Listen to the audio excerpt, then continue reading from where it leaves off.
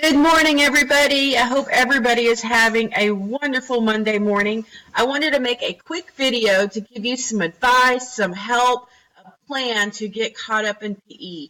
We are so close to the end of the semester. We only have a few assignments left in PE, so I wanted to give you a plan of action that can get you caught up in passing in PE. We have done fitness logs up to 9 so far this semester.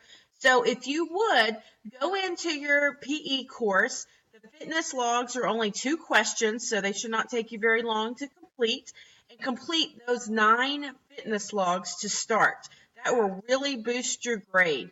Then, if you'll go back to your grade book, and I'm going to show you a shot of this, the assignments that we've done.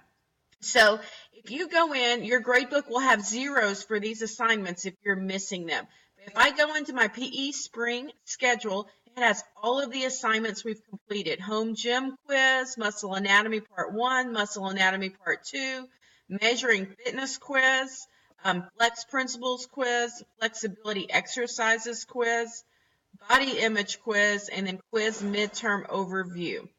Okay, benefits of strength training. That's where we are with quizzes. But like I said, if you will start with all the fitness logs first, there are 9 of them, that will get your grade boosted. I'm also going to attach a quick survey in the email I'm sending you.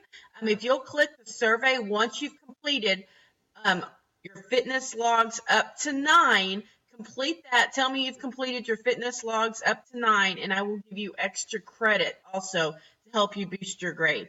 Please reach out. You can email me. Come see me in PE Help Lab. Whatever I can do to make you successful will be wonderful for the end of the semester.